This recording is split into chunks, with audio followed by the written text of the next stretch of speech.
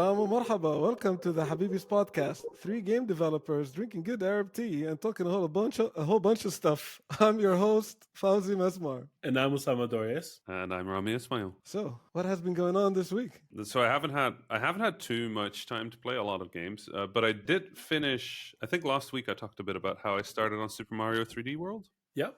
but that I hadn't touched Bowser's Fury yet. And let me tell you, I have pretty much exclusively played Bowser's Fury, and it is unbelievably good, like Oh yeah.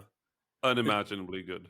It's like worth buying the game over good. Oh yeah, no, it like if they had told me that Bowser's Fury was the game and it was full price, I would probably still buy it.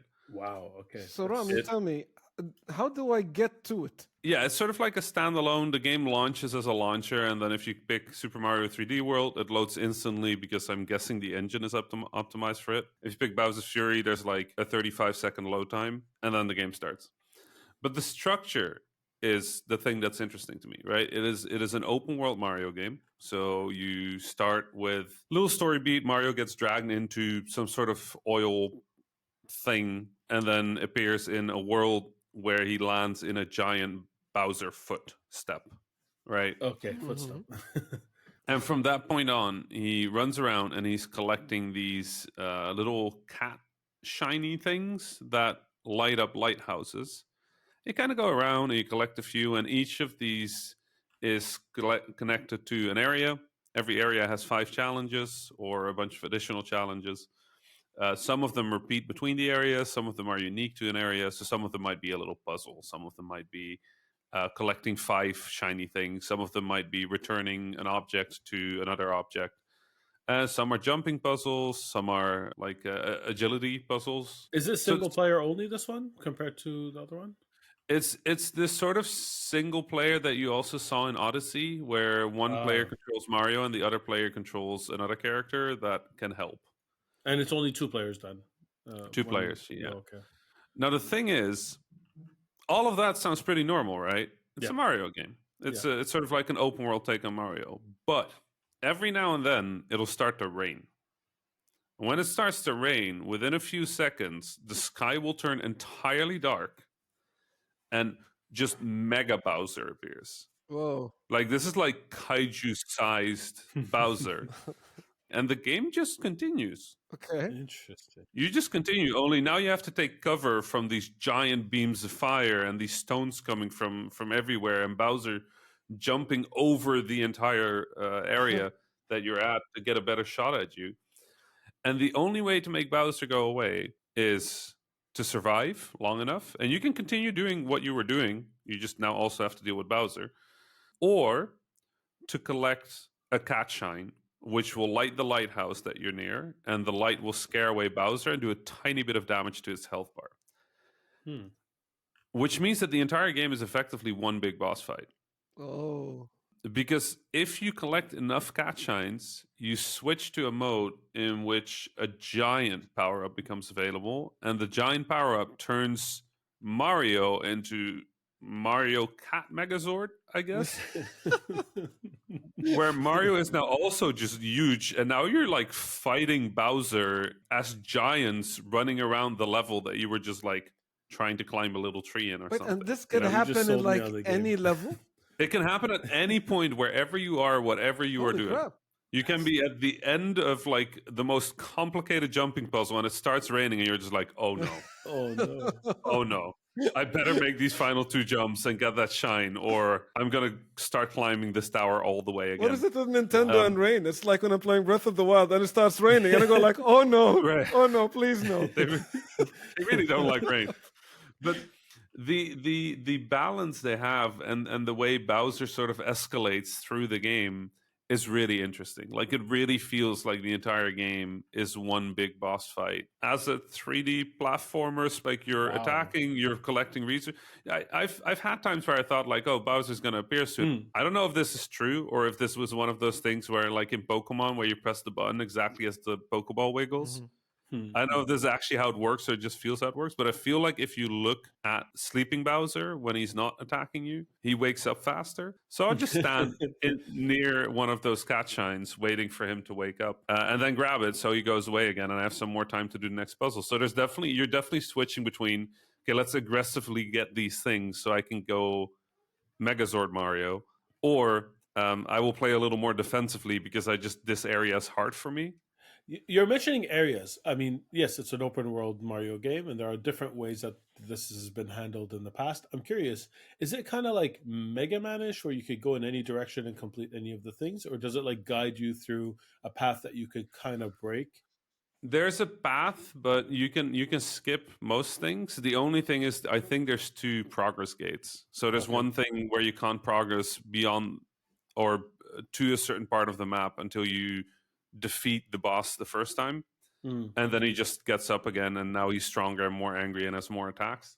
Okay, so his evolutions are more or less linear, but they just can happen anywhere on the map because Right, okay, that's right, really and interesting. then he will block certain parts of the level until he reaches certain levels of anger. Oh, okay. So it's already bigger than an add-on to like 3D World. Oh, it feels like a full. It honestly feels like a full Wow. game. There's a lot of joy. I like Super Mario 3D World, I really do. But like the sort of Mario formula of go into the world, do the level, get out of the world, go to the mushroom house, get the power up, go into the next level, do that until you do get to the castle. I tire of it really Mhm. quickly. The first time I got tired, I thought, well, I'll boot up, Bowser's Fury, and then I never stopped. I'm still playing Bowser's Fury. I have 70 of the 100 collectibles in the game, and I'm gonna get all 100. Wow. It's Wow. Man, too I much can't fun. think of another company other than Nintendo that could just like add an value to what is this? Like 3D World is 2013, 2014. Like this is a six, Right. Yeah. 7 year old game, man. Like the previous generation by all accounts. It was like a Wii U game. And like to bring it back to the Switch and like to add this level of Right. value to it. It's just like I can't think of another company that could like just continuously do surprising out of whack things in that way. Yeah. No. The Wii U sold what 9 million units Yeah. lifetime, and like we're talking about the Switch, who's gonna approach I don't know 60 million lifetime, if not more. Yeah. And so like Yeah. they could go like, here's the previous game with nothing. Only 10 million Yes. people played it. We don't need to add anything to Right. it. The Mario Kart basically had all the DLC included for free, right? So Yeah. that was their upsell. But this is something else. This is like, hey, we're making a new game and we're tacking on an old game and we're selling it for the price of one game. That's phenomenal. Mm. Also, like, let's just be honest. Like, for Mario to be a giant fighting with a giant Bowser, it's just that alone is worth the Yeah, price of yeah. admission. Yeah, that's what you sold me on when you said that. I'm like, that's it. That team in Nintendo, I think the Tokyo team, Tokyo EAD, I think is what they make. Like those are the team that makes the 3D Mario's, like from Nintendo Mario 64 up until Odyssey. I think like those guys like Mhm. outbuy any game they make blindly. Like they're some of the best developers in the world, and like especially when it comes to 3D platformers, they're like Yeah, unparalleled top level of notch. skill. But I think I have to admit, I think that's all I played this week. I don't know. Did either of you get to much more than that? I played quite a different game actually. I played a Steam early access game called Valheim.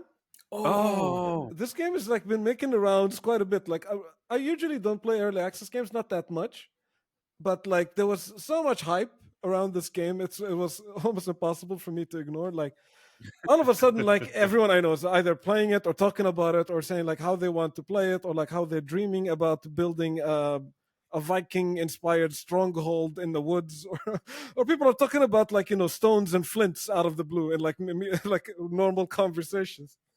So I had to right. check it out. It's basically like an exploration game. Like it's you explore a huge fantasy world inspired by Norse mythology and Viking culture.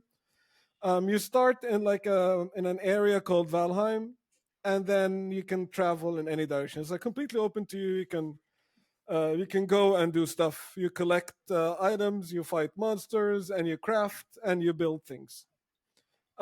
Is there a goal of like or a narrative other than survive, or is that really it's a survival The game? first couple of things they give me as the game started is like there's the tutorial, there's this raven that tells you, hey, do this, hey, do that, and like it guides you through it. But it's also open to the point that I can ignore the raven and do something else until I got lost and then try to find the raven again. Then I gotta figure out what I was supposed to do. I was like, at some point, like, screw the raven, I'm gonna chop some trees. And then I got lost and I lost the raven and I spent an hour doing nothing, just punching random dudes as they approach me. It has one of the most satisfying punches in a game I found in a long time. They have like camera shakes with every punch, and it's like kapow sound every time you punch something. So is it like Should- arcadey, like intentionally arcadey I in terms of arcade like in terms of like how the attacks are going. like gamey? Yeah, like is it? It's not going for anything realistic because you're saying camera shakes and like whatever. Is it like I have to look it up Yeah, more yeah. because that was a game I wanted to play this Mm. week. And tell me more about it. Like basically, you're playing a multiplayer. You can Did you play so with you other can people? play with other people. You can switch PvP on and off. You can create as many servers as you want. So you can create Okay. custom servers. You can start a server with friends. You can start a public server. Um, yeah, so like the game starts, there's this scroll, like I said, that tells you what to do. But also, like they'll Mhm. tell you, like you probably need to get ready to fight this ancient Viking enemy, or sometimes it's monster. It's like mixed between Norse mythology. So you go like, there's Mhm. this monster here. You probably need to get ready to fight him. But also, here's the world. Do whatever you want. So yeah, it becomes like a personality type of what you end up wanting to do. It could be something like you goof around with friends. You could be like, I have a couple of questions about that. I'm sorry. I'm go for it. really Yeah, go intrigued. for it. Um, I don't know so that much the about it servers yet. I think I played for like 6 hours or something of the sort. But yeah, is it okay? So the world is persistent. The server that you're creating is persistent. yes. Does it only exist for the people who you started it with? Is it drop in, drop out? Like if you're making a public, what's the limit? How many people could come in? How server based or session based is this? How MMO is this? Like that's Um, the bar that I'm trying to place. it can get a little bit MMO. Like I get MMO vibes playing it, especially like with the combat is attack and block kind of attack. So it's kind of combat. So it's active style combat. Basic, Yeah, yeah. it's basic, but it does the job. It feels satisfying, and it really emphasizes your gear. And that Hmm. emphasis on the gear feels a little bit MMO to me, especially that you can go Yeah, PvP, Right, right? right. yeah, yeah. So like Absolutely. like there is a point of going like I want to get like good gear, get good equipment, and then like try to find some other people that are looking for a fight. Um, Can you Right. carry over your character from server to server, or are they linked to the server?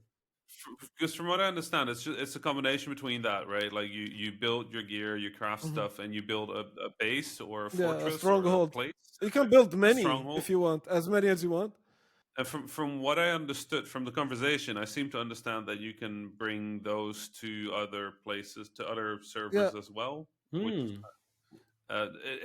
it seems like a very weird mix of sort of MMO ideas, like old school online Mhm. RPGs and Minecraft. Yeah, Hmm. the game can grow quite a bit. So like, you Right. can create like Viking mead halls or castles, strongholds, outposts, right? And like eventually, like what my friends keep talking about, and what I want to end up building is like you can build ships. It's like already like the further you go away from like your starting area is relatively peaceful. You could just punch people to death, uh, but or monsters to death. But from there on, like the Hmm. further you explore, the biomes change quite drastically, and like you can find more rare items that help you craft more important stuff. But then you can also eventually build ships, and then from then on you can like leave this land and go somewhere else. And yeah, like that curiosity that have in me, I go like, where could I end up with my vessel? Because also like you can build warships, so there's a good chance that like there could be like some naval battles as part of this game too. It sounds fascinating. I am so intrigued. So yeah, it's a lot that you can do. I think like it's a lot of fun with friends. Okay. Okay. Yeah, no, I mean it's impossible to miss, right? Like the rise of this game has been like like Yeah, the it's 2 million copies in 2 weeks or something like that. right. It's one of the Yeah, most played games on Steam at the Yeah, moment. yeah. or of all time, Yeah, I man. guess. Like most simultaneous players, or like in the top 5 of most simultaneous players Yeah. ever. I could totally see that. Like I immediately, like as I jumped in, first of all, first time I played it, I jumped in on my own and started, like, just wanted to finish the tutorials and get what's going on. But then immediately all my friends would see, like, oh, I'm jumping in, oh, I'm jumping in, and then we had a game going, and that was Oh, fun.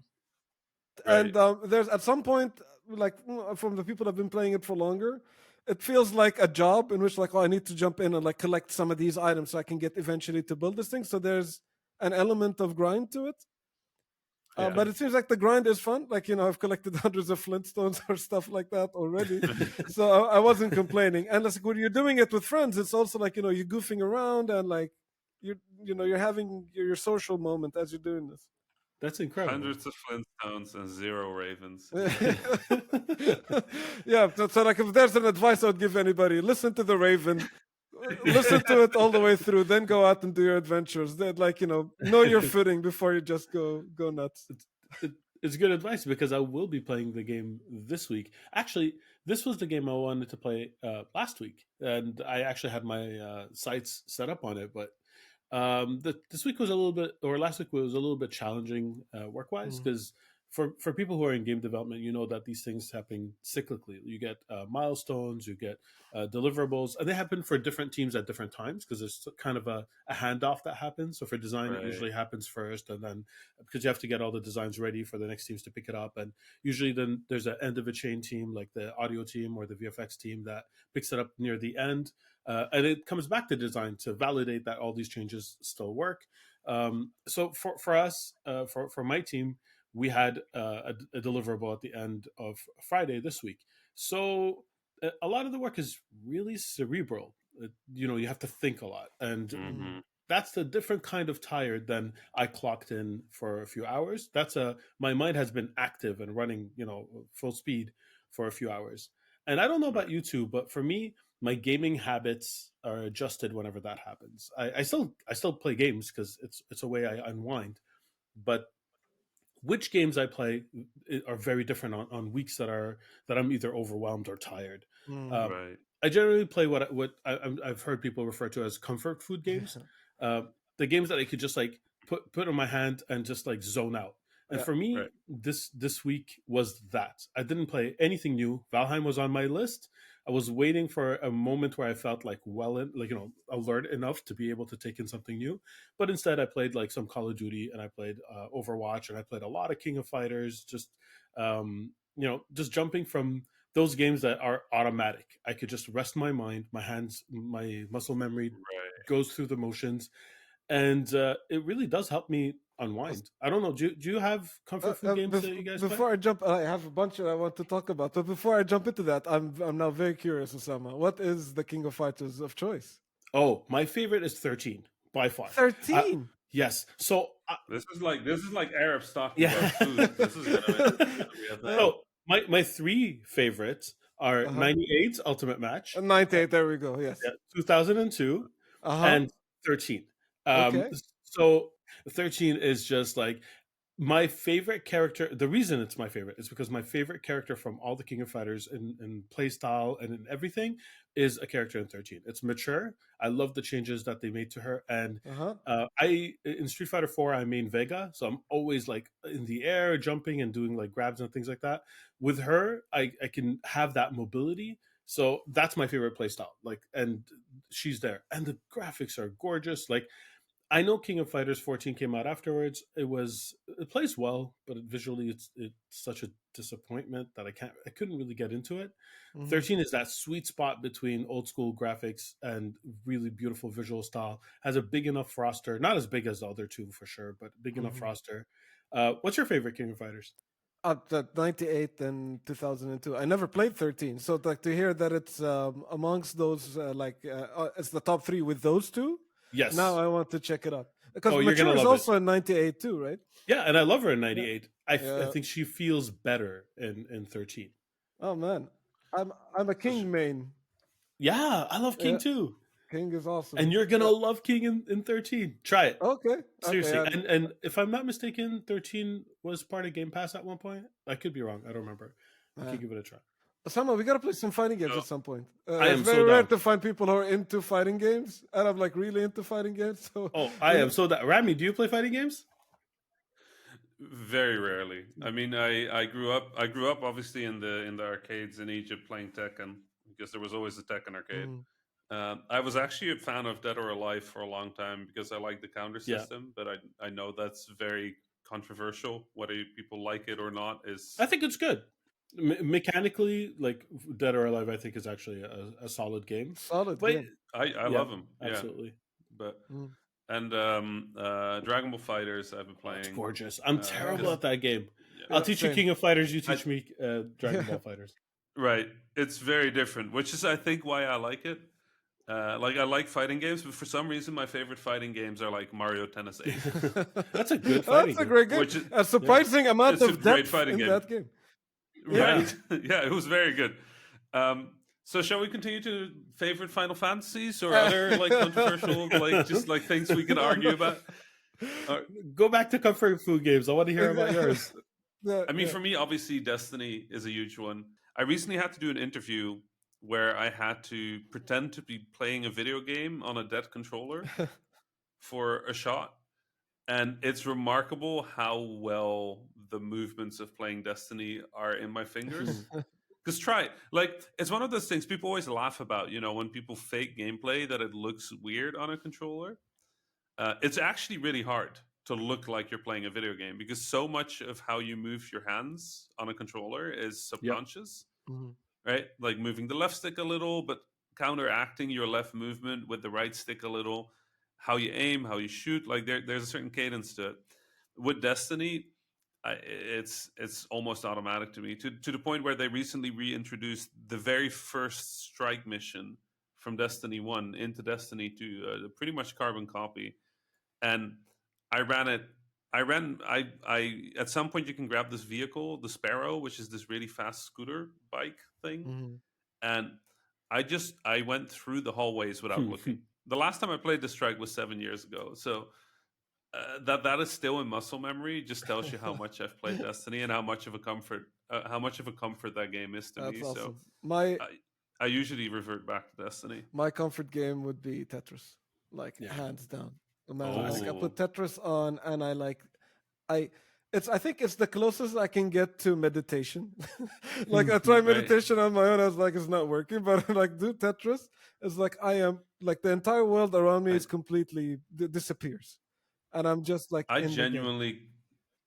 genuinely got emotional at Tetris Effect in VR. Did you try Oh that? my god, I love that game. And I then played they it, but added not the in Connect VR. update. Oh wow! Connected, I think it's called the Yeah, the new one where with with multiplayer. It's just perfect. Right.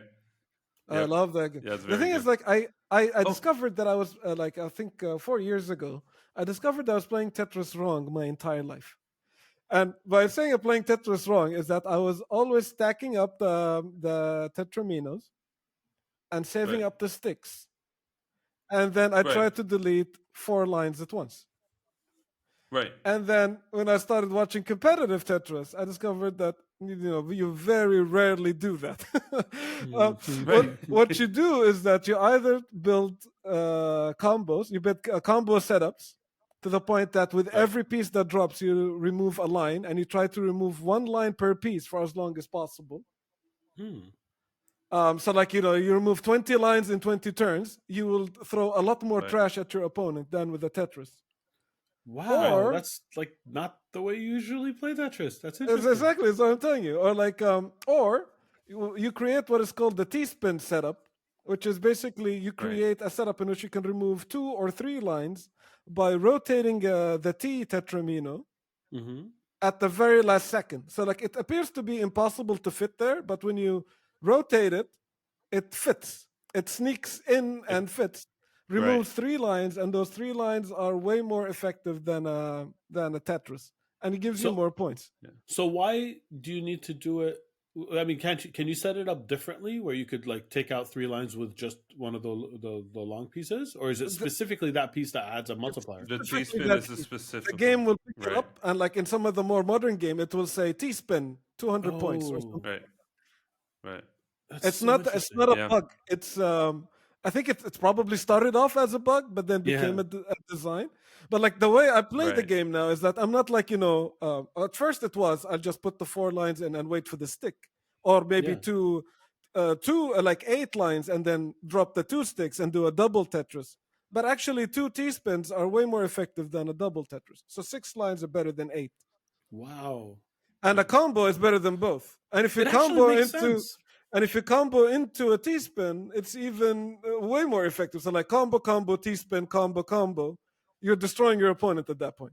It's not Right. counterintuitive. It makes sense because it's actually a higher skill move to pull off and set up. So it's just not intuitive necessarily. And it's also how you've been getting wrecked at Tetris 99. Yeah, But, yeah, that makes perfect sense. yeah, and me too. Yeah, by the yeah, way. yeah. I can never pull off. I can never pull off the T spin well. Like I can set it up, and then for some reason I always mess it up. It requires like a different pattern recognition training. So like Right. literally like we'll sit down and train for hours. I'm not training because I'm in my Tetris zone. Like Osama was Yeah. saying, like I don't The want to flow. think Right. about the world. I'm in Tetris world, and I'm just like Right. doing this, and then like I start practicing that, and then next thing I know, 4 hours have passed, and I pulled 5 T-spins, and then I got think- better with time, and I can pull T-spins way more effectively. I think for me that's racing games. Now that I'm thinking, like I said Destiny, but I think like just a good generic but pleasant racing game, or like an arcade racer would probably be that for me. Like I was playing Burnout Paradise the other day for no reason whatsoever, Great game. and I think because it's Burnout Paradise, you get to go really fast. You don't have to think too much, and every 12 to 15 seconds, you see a very beautiful slow motion crash because you pick the car where you can't turn off the boost So anymore. basically, you're trying to Uh, find a game that simulates you driving in Egypt. Right. Yes. And Burnout is the closest thing. I mean, that would be a very stressful.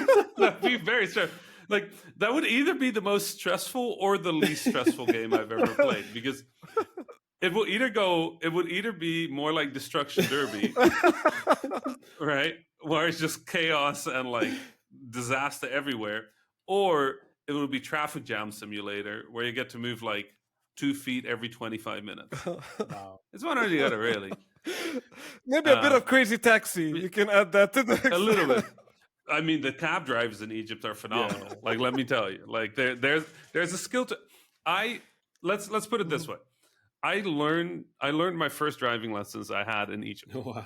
Right, the first Oh time I no! drove. It's like you start like my first right. game was Dark Souls. Right. But the thing about Cairo traffic that a lot of people that is hard to understand, I think, from the outside, is that it has no rules, and because of that, there are rules. Yes. Right. So there's traffic lights, and we generally somewhat consider them actual parts of traffic, but we ignore them if they're uncomfortable or just not useful. So usually at most traffic intersections, especially when it's busy, the way it always worked is imagine the one direction is driving, right, from left and right, and you're coming at that intersection, and from the left and the right cars are coming. Now what will happen is the car that is in the lane that is closest to where the traffic is coming from will start to slowly just push a little forward, while that direction is driving. And at some point, one of the cars from that direction, from the side, will go like, oh, I'm going to hit that car, I'm going to brake. Yep. So they'll brake. Yep. And now that line is stopped, and everybody next to the car that blocked the traffic will pull forward as well. Yep. Right? And then for the second lane, some other cars will start pushing until that lane gets blocked as well. And eventually, the direction of traffic will have changed, right? That now no longer the left to right direction is moving, but your direction is moving. That's how we deal with intersections. But it's also how we deal with literally everything else about traffic, right? So you cross the road wherever you cross the road, right? You want to cross the road as a pedestrian? You start walking. The only rule is you do not stop walking and you do not change your pace, because as long as you're moving in a predictable fashion, we can swerve around you and dodge you, right? But if you suddenly stop, we will dodge straight at you. I love that. I love that a lot of Egyptian pedestrians, they believe that they can control the force because they're like crossing the road, speeding cars heading towards their direction. Then they extend their arm They just like they're reach Darth out. Vader, go like, I'm gonna stop these vehicles with my arm as I'm crossing by. But you know what? Oh, It right. works. Yes, It works does. because everybody. The thing about the traffic is that everybody knows that nobody knows what they're Yeah. doing. And because everybody knows that, and we're all in agreement that traffic is dangerous all around us and that it's unpredictable all around us, we search for patterns of predictability. So you know, in Dutch car training, I recently got my driver's license in the Netherlands. They teach you check your rear mirrors. In Egypt, they go, you don't have a rear mirror.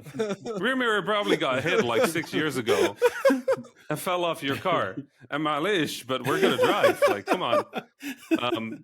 So in Egypt, they don't teach you to look in your rear mirror. They teach you only care about the traffic in front of you, and the traffic behind you will care about the traffic in front of them.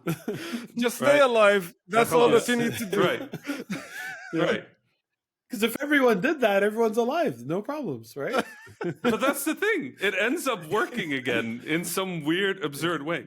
But you gotta, I think a lot of, like, you gotta remember, Cairo is enormous, right? Like that. So for me, the time I spent in Egypt, the time I grew up in Egypt, was in Cairo. And Cairo is not just any city. Cairo is one of the densest, busiest cities on earth. So when it comes to traffic, a city with kind of public transit, but mostly a car city, traffic gets really intense. Going from the one side to the other side of the city during good hours, if you get lucky, 20, 30 minutes. Wow. Doing it during when it's busy can be hours. But somehow, I swear to God, the cab drivers, they will always get you there. Yeah. first. I don't know how they do it. Practice, I guess. Genuinely, like Fauzi was saying, it's some crazy taxi stuff. Yeah. Man, like masterful.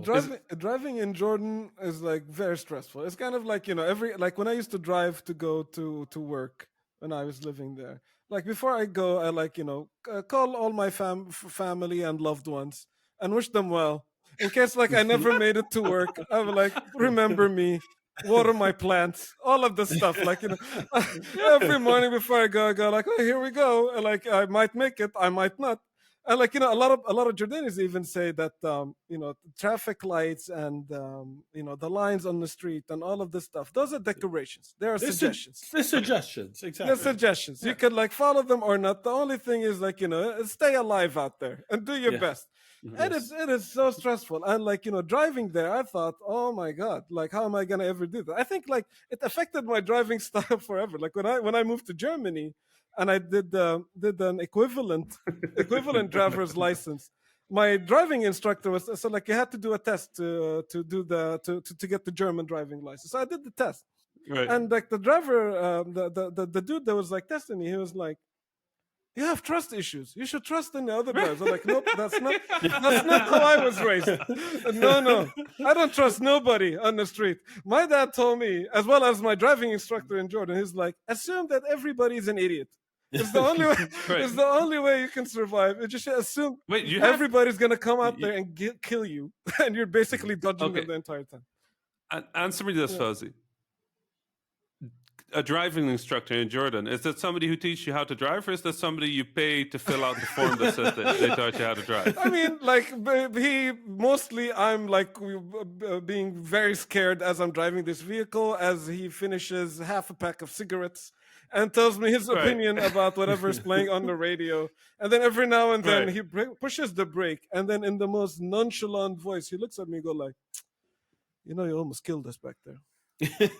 But it's okay. I like the song." And then he lights another cigarette. And it's like the most like people that don't care at all. Yeah, no. But Jordan's traffic is generally a little more regulated than Cairo traffic, right? Dude, like I thought like, you know, the traffic in Jordan was difficult, but then I went to Cairo and like I felt like I had my own city in Amman. Like there was nobody in the street in comparison. Like it's still pretty chaotic in Iraq, but I mean they talk about Egyptian traffic as being chaotic, so there's levels and degrees.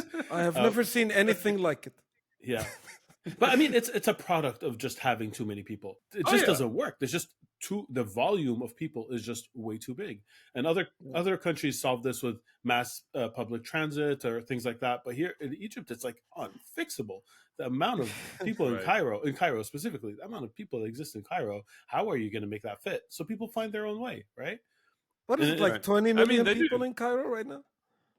Oh yeah, it's. I think it's way more than that. I think the city grew a lot over the last few Crazy. years as well. Um, I think my favorite thing is just like, especially when I was growing up, right? When I was younger, and Cairo was a little less structured than it is nowadays. Even today, but especially back then, it's like the thing where you're like on a three. It's like a 3-lane road, and there's like 6 cars, and all cars are missing their mirrors, right? Because that's the only way they fit. So either the mirrors got broken, or they folded them in just for this part of the road because we don't use them anyway. yeah, Um, but it's stuff like Uh, that. But I again, like the more I'm thinking about this and like the traffic, the more I'm impressed by these yeah. cabbies because they're the chillest yeah. people. You sit down and you get there's three types of drivers, right? You've got the first one, and they're just chill. They're just sitting there. They're just relaxing. They're just watching. They're leaning back. They've got their one hand on the wheel, and the other hand is not on the wheel. They're smoking a cigarette, or they have their arm on the window, like where the window would be if there was a window or it's not open. Not always the case. Um, right, not always the case. And they're chill. And then there's the one that's always yelling. Right, you get in the cab, and you drive 2 meters. Immediately, they start yelling at the traffic, and you're like 2 seconds in the car, and the cab driver just looks at you, like, right, and you're like, is there a seatbelt? There is no seatbelt. Astaghfirullah, there is no seatbelt. Where do I? And then you just Bismillah ar-Rahman ar-Rahim, and you hope that you make it to your final destination. And the third type, and I think my most favorite type, is probably the one that you get in the car, you sit down, and then they just tell you their life story for like 45 minutes Yeah. straight, right? You arrive at your final destination, and you feel bad about getting out because the story isn't over yet. And they chart that the ticker keeps going. Like they're telling you the story, and then it's like, yeah, my sixth kid, right? My sixth kid, Ahmed, yeah, right. I told you about him. He went to school, right? And I was like, and they just keep going, and you're just watching the ticket go up. And he was like, I can just give you a tip, mate. Like it's fine. Like I will give you, because that's kind of the way it works, right? Like you negotiate a very low price, as low as you can get it, and then you add a Yep. big tip, especially if you can afford it. But the skill level is ridiculous, and they can tell I mean, they probably tell their life story 26 times a day, but Yeah. still, like my brain has to go in the mode that Osama described earlier from Yeah. work. If I ever have to be in traffic similar to that in Cairo, I for sure need calm brain. I cannot do that any other way. Yeah, no, I get you. One thing that I actually embarrassingly caught myself doing that I'm not very proud of, but I'll share anyway, is that if I'm in anywhere like North America or Europe, it doesn't matter, and I call a cab or an Uber, and if it's an Arab driver, my instinct is the first thing I do is ask him how long they've been in that country, just to see if they've gotten over those habits. And it's not like something I do consciously at all. It's more like, oh, you're from Egypt. How long have you been? Oh, 15 years. Good. 6 months. I'll get off at the next curve. This is my stop. Thank you. Did I say 10 minutes away? I meant 10 seconds away. Right. The other thing, they have these things, the what do you call them, the speed bumps. Yeah. In Cairo, I swear to God, what they do is there's a truck, and from the back of the truck pours asphalt, like it does in any country.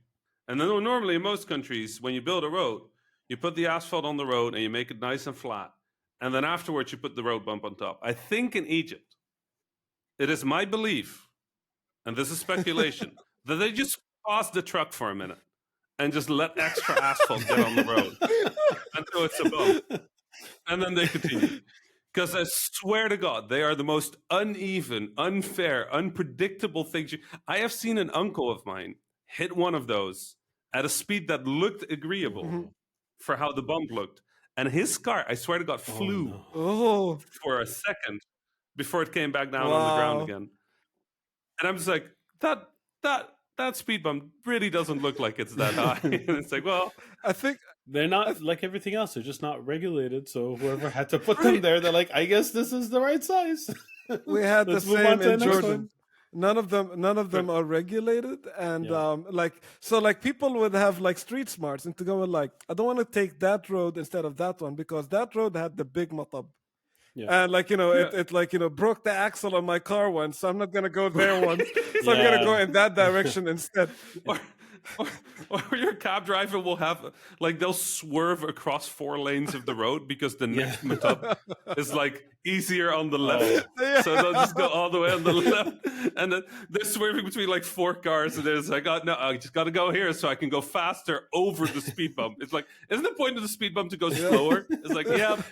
But then it takes longer to get where you want to go. You want to get there fast, So right? another thing that's not regulated in Iraq that it took a while for me to get used to is that parking lots, they don't look like parking lots. They're like barely any even signs that it's a parking lot. It's just like, hey, this is, and you're still paying for them. Like you walk up and you see this little kid, like usually a 12-year-old or a 13-year-old kid, and you're like, is this a parking lot? Yes, it is. You could park over there. Okay, here's some money, and you just walk away. And I'm like, what is this? How do you know this is just not a kid sitting in a corner? And it's just like this. Oh, it is absolutely just a kid sitting in the corner. That's 100% just a kid sitting in. No, Rami, don't That's tell me 100% this. what happened. Don't tell me that. No, for sure. It's the same thing when you pull up to an intersection and it's busy. These kids will run up and they'll start cleaning your windows, and then you pay them. And it's like sometimes they leave your window worse than it was. Yes. But you still pay them because they're kids. They like life is rough, and you give them some money and you keep driving. But the parking lot thing is 100%. It's somebody who will.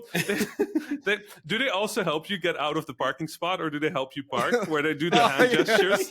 Oh my god, yes. Right?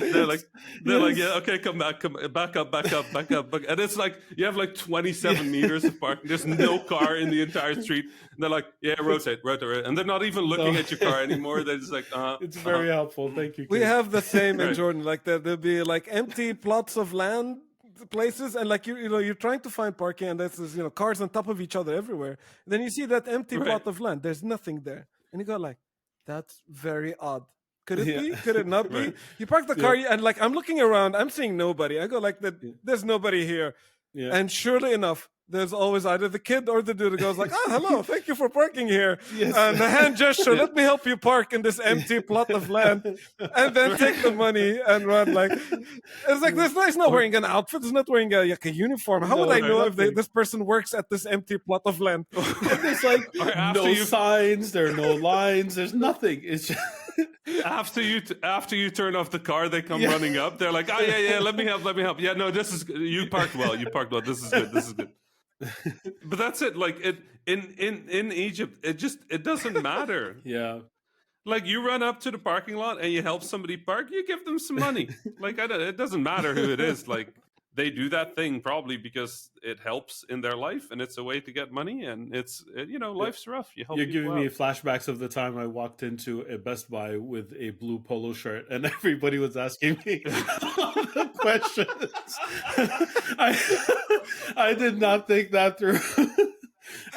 You do look very helpful. I actually was able to answer like 3 or 4 of them. It's all like, where's this department? Where's that department? I'm like, Osama, this could be your hobby. You could just, sometimes when you're bored, you just put on the blue polo shirt and go to the nearest Best Buy and make some friends. He walks into the Best Buy, and then the employees there are like, Osama, can you do inventory management real quick? Computer, 2nd floor. Welcome back. That is hilarious. I can see it happen. I can see it happen to you, of all people. I can see it happen. It actually sounds like a fun time. Right. Oh, man. But yeah, no, but I think, you know what? That is exactly, like, let's put it this way. That is exactly how the traffic works, right? If you look like you can drive a car and your car is not hitting any other car, you're a driver. We're done. You didn't kill anybody. You didn't get killed. Alhamdulillah. Keep driving. We will see you next. We will see you next week. And on that note, it sounds like we're talking into microphones, so we're doing a podcast, I guess. No, but we're all alive. Alhamdulillah. Nobody died. We'll see you all next week. This has been another edition of Habibis. coming at you, not live at all. No, thank God. Thank you, everybody, for tuning in. Thanks, everybody, for following us. Please follow us on Twitter for more questions or feedback. We read them all. We respond to them. Our Twitter is at the Habibis with an underscore at Somewhere. the underscore Habibis. Just and our Discord is It's at Discord at discord.thehabibis.com. thehabibis.com. And our email is info@thehabibis.com. We're getting this down. We're getting this down. Please send us your suggestions, emails, complaints, everything. We read them all. Driving stories. Driving stories, Oh yeah. please. Oh Yes. yeah. Hey, that's actually a good idea. Send us your stories. We'll read them on the air. Well, Yeah, maybe we should start reading some of those emails on the air, actually. Absolutely. Now that we've said it, Good. we're legally it's legally binding. Oh no. All right. Thank you all for joining us. See you next week. Salam. Salam. Salam.